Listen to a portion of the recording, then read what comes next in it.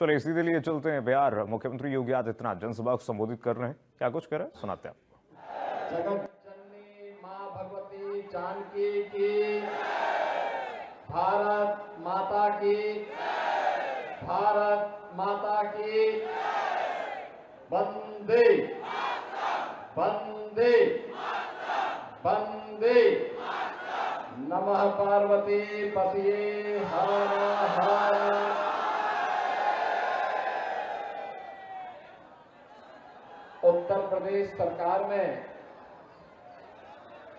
मंत्रिमंडल के मेरे सहयोगी परिवहन मंत्री उत्तर प्रदेश श्री दयाशंकर सिंह जी, लोकप्रिय विधायक उत्तर प्रदेश के पूर्व सह-प्रभारी और दीघा विधानसभा क्षेत्र से एनडीए के प्रत्याशी श्री संजीव चौरसिया जी, भारतीय जनता पार्टी के राष्ट्रीय मंत्री श्री ऋतुराज सिन्हा जी, उपाध्यक्ष बिहार बीजेपी पूर्व संगठन मंत्री श्री राजेंद्र सिंह जी, उत्तर प्रदेश विधानसभा की सदस्य श्रीमती अदिति सिंह जी,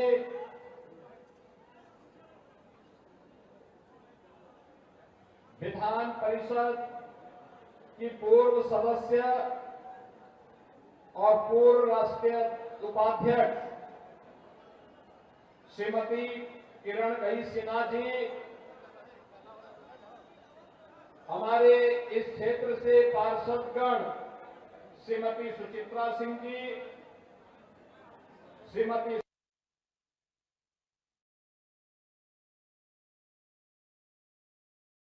सुशीला देवी जी, श्रीमती रीता रानी जी, श्रीमती श्वेता राय जी, श्री जीत मुखिया जी, भारतीय जनता पार्टी जेडीयू, लोक जनशक्ति पार्टी,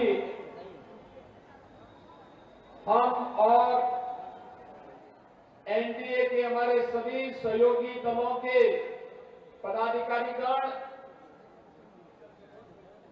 भारी संख्या में दीघा विधानसभा क्षेत्र के सभी उपस्थित मेरे बहनों और भाइयों, जिस धरा ने आज से 2000 वर्ष पहले भारत के स्वर्ण युग को लाने का कार्य किया था,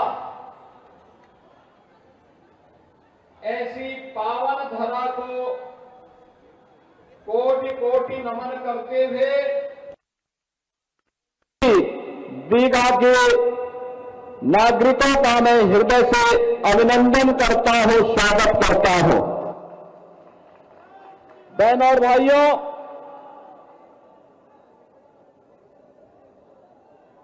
बिहार अपने गौरवशाली अतीत के लिए जाना जाता है।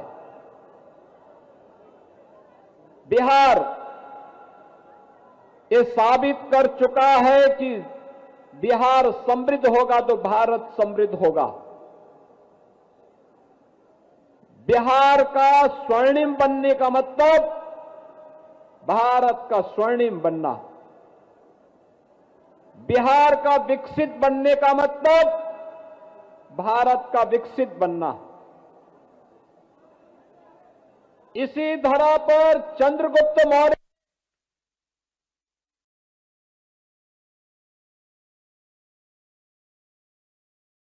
करके दिखाया था। बिहार की वह धरती है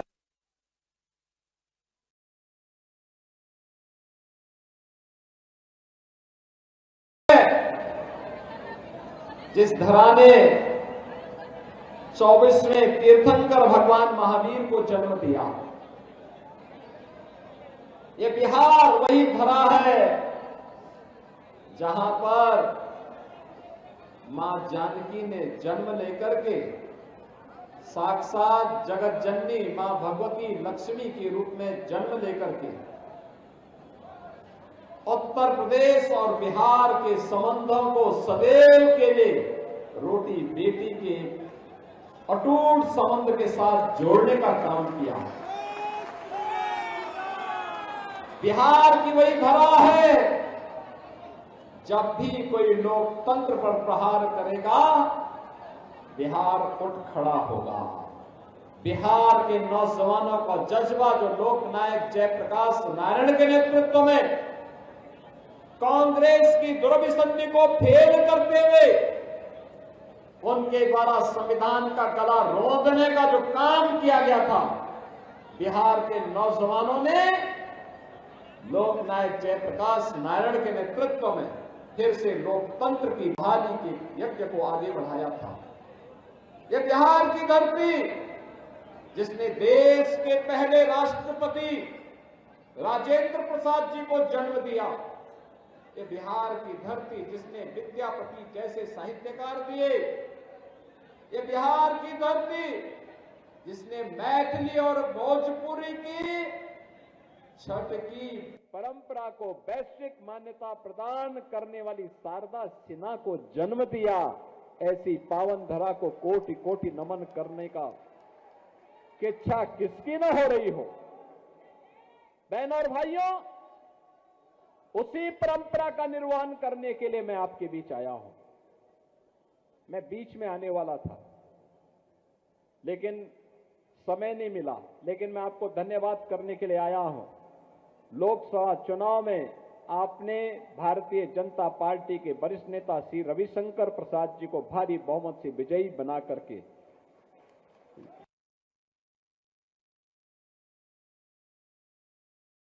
जो कार्य किया है उसके प्रति आप सभी का हृदय से आभार। बहनों और भाइयों, कौन वे लोग थे जो इतनी गौरवशाली परंपरा को जिन लोगों ने पहचान के संकट के दौर से गुजारा था, आज से 20 वर्ष पहले बिहार के सामने क्या हालात पैदा हो गए थे। बिहार, जिस बिहार की गौरवशाली परंपरा पर भारत गौरव की अनुभूति करता है, उस बिहार के सामने पहचान का संकट खड़ा करने वाले कौन लोग थे? ये वही लोग हैं जो आज महागठबंधन के रूप में आए हैं, कांग्रेस, आरजेडी और उनके सभी पार्टनर्स। बहनों और भाइयों, ये वही लोग हैं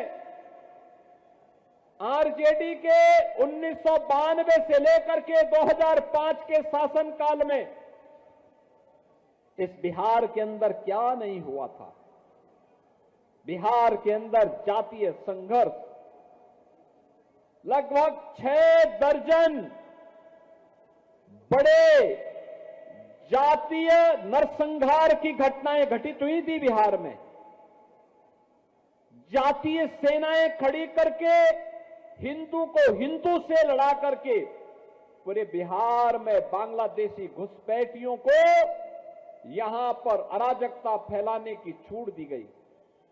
हिंदू को हिंदू से लड़ाने और दूसरी तरफ तुष्टीकरण की पराकाष्ठा पे चलते हुए हर माफिया को अपना शागिर्द बनाने की घोड़ बिहार के अंदर जो 1992 से लेकर के 2005 के बीच में प्रारंभ हुई, इसने बिहार के सामने पहचान का संकट खड़ा किया। कोई भी आईपीएस, कोई भी आईएएस, कोई भी आईएफएस बिहार के अंदर नौकरी करने को तैयार नहीं। आप जब डीजीपी को मुंशी कहकर के बुलाएंगे, मुख्य सचिव को बाबू बोल करके बुलाएंगे, ट्रांसफर और पोस्टिंग एक उद्योग हो जाएगा, निवेशकों को अपहरण करेंगे, कोई भी नहीं आएगा।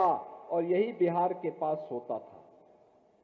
कैसे लूट खसोट बेटी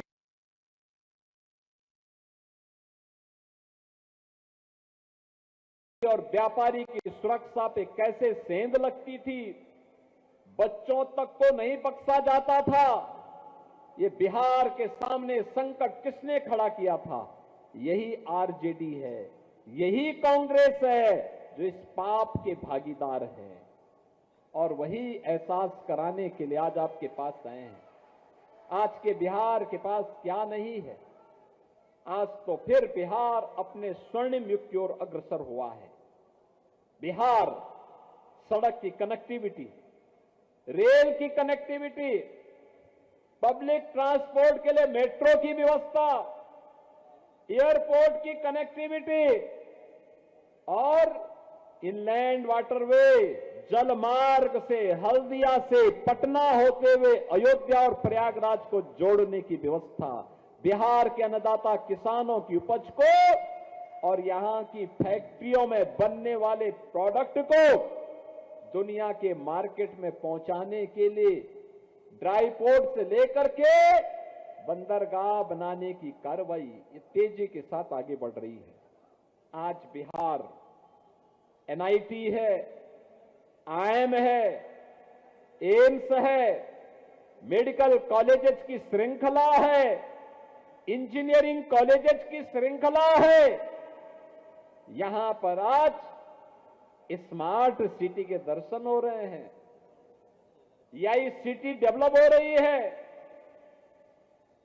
बिहार अब सेमीकंडक्टर के एक नए हब के रूप में अपने आप को स्थापित कर रहा है। बहनों और भाइयों, बिहार के नौजवानों की गलती उस समय नहीं थी जब बिहार के नौजवानों के सामने पहचान का संकट खड़ा हुआ था। बिहार का नौजवान तो हमेशा से मेधावी रहा है, अपनी मेधा से दुनिया के अंदर जहां कहीं गया है लोहा मनवाया है। बिहार के नौजवान के सामने संकट की स्थिति पैदा की थी इन लोगों ने, जो लोग जातीय आधार पर समाज को बांटने का पाप किए थे। बिहार को नक्सल हिंसा की चपेट में लाए थे। 2005 में बिहार ने गड़ाई ली, फिर से बिहार खड़ा हुआ और आज बिहार विरासत और विकास के जिस अभियान के साथ आगे बढ़ा है, कल्याणकारी योजनाओं के साथ आगे बढ़ा है, ये नया बिहार है। ये बिहार जिस बिहार पर आज भारत भी गौरव की अनुभूति करता है। बहनों और भाइयों, याद करिए, हम लोग आए थे पिछले चुनाव के समय और तब हमने कहा था कि अब आपको नारा लगाने की आवश्यकता नहीं पड़ेगी, आपके नारे हम यूपी में हकीकत में बदल डालेंगे। हमने कहा था, उससे पहले हम लोग आते थे, लोग कहते थे रामलला हम आएंगे, मंदिर वहीं बनाएंगे। हमने कहा बनाएंगे नहीं, बन गया राम मंदिर, आज अयोध्या में खड़ा हो गया। अब कोई संदेह है क्या? और जब अयोध्या में रामलला का मंदिर बन गया तो सीतामढ़ी में भी मां जानकी का मंदिर बन रहा है, क्योंकि अयोध्या और बिहार का मिलन तो राम और जानकी के मिलन से ही प्रारंभ होता है और यह अटूट संबंध हमेशा था, हमेशा रहेगा।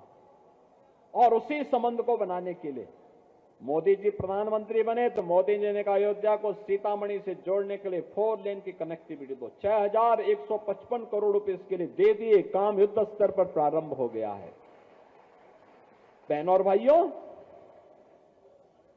राम की संस्कृति पर हम गौरव की अनुभूति करते हैं। दुनिया राम की संस्कृति को, बुद्ध की संस्कृति को मानती है, लेकिन कांग्रेस, आरजेडी और सपा ये राम और कृष्ण की संस्कृति पर विश्वास नहीं करती। कांग्रेस ने कहा राम हुए ही नहीं। आरजेडी ने राम मंदिर की रथ यात्रा को रोक दिया था। समाजवादी पार्टी ने राम भक्तों पर गोलियां चला करके अयोध्या को लहूलुहान किया था, लेकिन तब भी राम भक्त कहता था रामलला हम आएंगे, मंदिर वहीं बनाएंगे, लाठी डंडा खाएंगे, मंदिर वहीं बनाएंगे। और मंदिर बन गया ना, अयोध्या दुनिया की सुंदरतम नगरी बन गई है, देश की पहली सोलर सिटी। आज कोई अयोध्या आता है, अभी मैं एयरपोर्ट पे था, एक सज्जन मिले मुझे पटना के, कहा अयोध्या में मैं भी होटल खोल रहा हूं। मैंने कहा जल्दी खोल दीजिए, कोई समस्या नहीं आएगी। बहनों और भाइयों, हमारा परिवहन मंत्री तो बिहार का ही रहने वाला है, उत्तर प्रदेश में कैसा भेदभाव जी। सारे लोग एक साथ मिलकर के काम करते हैं, कोई पहचानता ही नहीं, क्योंकि उत्तर प्रदेश का हर व्यक्ति तो ये मानता है कि बिहार हमारा ननिहाल है। और बहनों और भाइयों, उसी भाव के साथ हर उत्तर प्रदेश वासी आज बिहार में आता है, बिहार का वासी उत्तर प्रदेश में जाता है और विकास की इस प्रक्रिया को मिलकर के काम आगे बढ़ाने की तैयारी मजबूती के साथ आगे बढ़ रही है। विकास भी है, विरासत भी है और गरीबों का कल्याण भी है। ये सोचो ना, आरजेडी की सरकार के समय गरीबों का अन्न हजम ही कर गए थे, पशुओं का चारा भी खा गए थे, 900 करोड़ का पशुओं का चारा खा गए। मोदी जी के समय में 80 करोड़ लोगों को फ्री में राशन की सुविधा का लाभ, 80 करोड़ लोगों को। 50 करोड़ लोगों को 5 लाख रुपए की आयुष्मान बीमा की, स्वास्थ्य बीमा का कवर, और 70 वर्ष से ऊपर के प्रत्येक बुजुर्ग को, वरिष्ठ नागरिक को, चाहे वह किसी भी जाति का है, किसी भी संप्रदाय का है, उसको वयम वंदना कार्ड के माध्यम से आयुष्मान भारत की सुविधा 5 लाख रुपए हर वर्ष उपलब्ध होंगे। ये काम कांग्रेस भी कर सकती थी, नहीं किया। आरजेडी कर सकती थी, नहीं किया, क्योंकि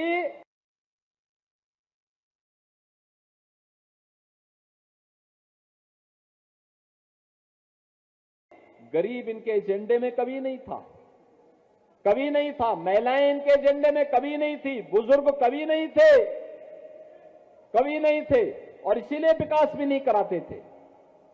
आप सोचो, 46 करोड़ गरीबों के बैंक अकाउंट खुल गए। मीडिएटर समाप्त, सरकार का पैसा, पेंशन का पैसा हो, सहायता का पैसा हो, सीधे गरीब के खाते में जाएगा, महिलाओं के खाते में जाएगा। 12 करोड़ गरीबों के घर में शौचालय, 10 करोड़ गरीब महिलाओं को रसोई गैस के कनेक्शन, 3 करोड़ गरीबों के घर में बिजली के मुफ्त कनेक्शन, और यही नहीं, 4 करोड़ गरीबों को मकान मिल जाए। बहनों और भाइयों, किसी गरीब को सिर ढकने के लिए, आपने देखा होगा पिछले 5 दिन कितनी बारिश पड़ रही थी। गरीब के सामने संकट खड़ा होता है जब लगातार बारिश पड़ती है। आज उसका समाधान भी मोदी जी ने कर दिया है। डबल इंजन की सरकार समस्या नहीं, समाधान पर बात करती है। आरजेडी कांग्रेस ने समस्या दी थी, इसलिए समस्या की ही चर्चा करती है। और मैं तो इन तीनों के बारे में बोलता हूं, कांग्रेस, सपा और आरजेडी। कभी राष्ट्रपिता महात्मा गांधी ने 3 बंदर दिए थे। बहनों और भाइयों, 3 बंदर थे, उस समय की व्यवस्था को दुरुस्त करने के लिए बापू ने दिए थे। एक, कान से नहीं सुनना है, गलत नहीं सुनना है, गलत नहीं बोलना है और खराब नहीं देखना है। अच्छा देखो, अच्छा सोचो, अच्छा करो। लेकिन आज महागठबंधन के पास 3 बंदर हैं, एक पप्पू के नाम पे, एक टप्पू के नाम पर, एक अप्पू के नाम पर।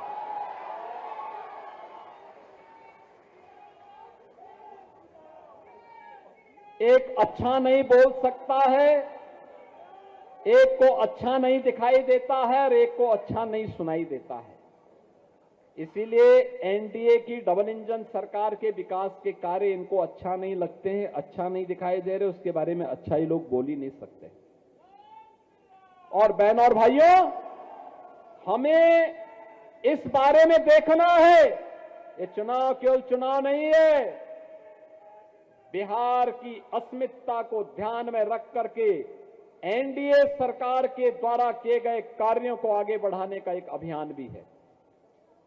स्वर्णिम बिहार फिर से एनडीए की सरकार ही दे सकती है। और पिछले 20 वर्ष में नीतीश कुमार जी के नेतृत्व में बिहार ने जो विकास की एक लंबी छलांग लगाई है, इस लंबी छलांग को स्वर्णिम बिहार के रूप में बदलने के लिए थोड़ी प्रयास और करने की आवश्यकता है। और सौभाग्य से एक जुझारू नेता श्री संजीव चौरसिया के रूप में आपके सामने 1024 बीघा का जो बात इन्होंने उठाई है, वैसे नहीं उठाई है, क्योंकि समाधान कैसे होना है उस समाधान पर उन्होंने सोचा है, समस्या पर नहीं।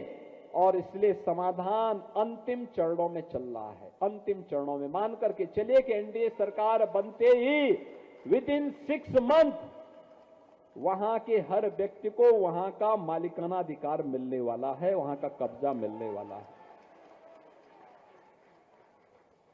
क्योंकि संजीव जी ने देखा है उत्तर प्रदेश में ऐसे जितने भी विवादित क्षेत्र बना दिए गए थे, सबका समाधान हो गया है, सबका समाधान कर दिया गया, क्योंकि वहां हम समस्या रहने ही नहीं देते। वहां समस्या, वहां पर पहले अपराध की समस्या थी 2017 के पहले, उसको रोका गया, समाप्त। दंगों की थी, उसको रोका गया। माफिया की थी तो उसके लिए हमने बुलडोजर दे दिया।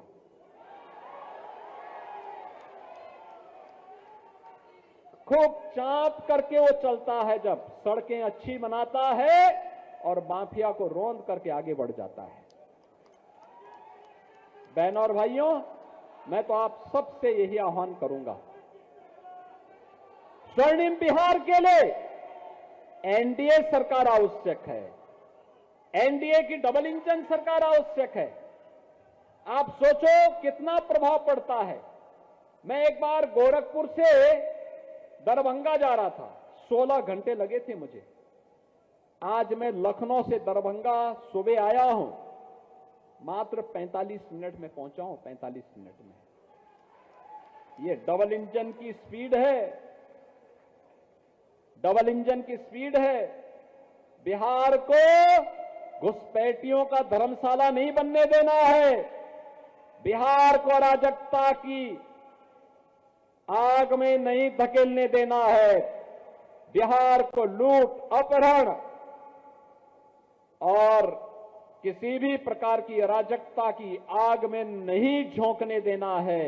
और इसको रोकने के लिए एकमात्र आपके पास सहारा है कि डबल इंजन की एनडीए सरकार फिर से बिहार के अंदर स्थापित हो और स्वर्णिम बिहार की परिकल्पना को आत्मनिर्भर और विकसित बिहार के रूप में हम आगे बढ़ाएं।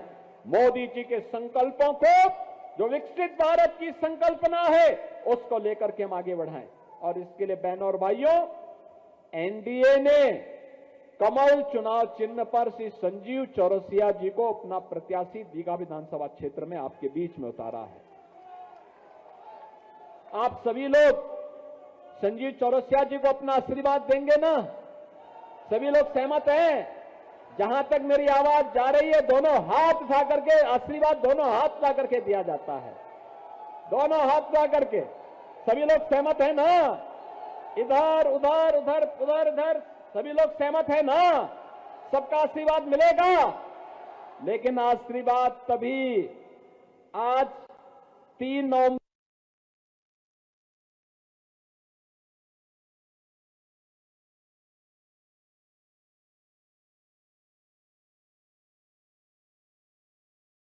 हो गई।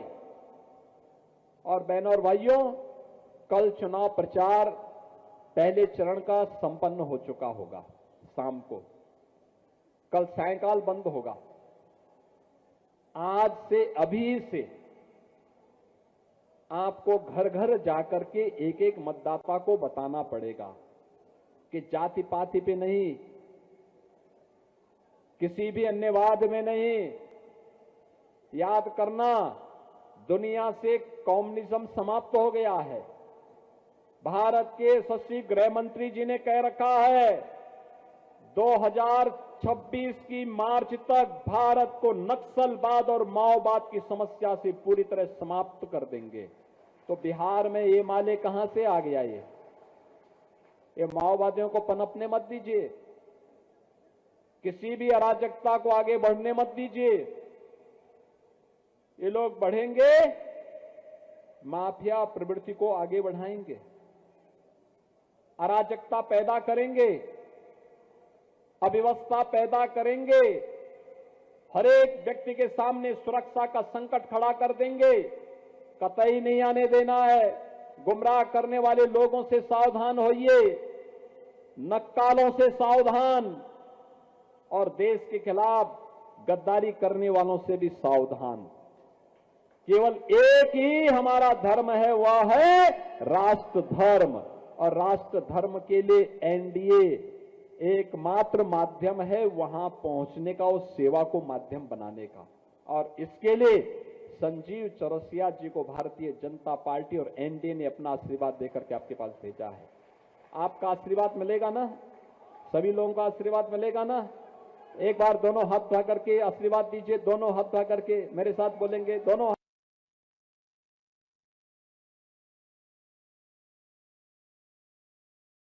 उठा करके, भारत माता की, भारत माता की, भारत माता की, वंदे वंदे वंदे, जय श्री राम, जय जय श्री राम।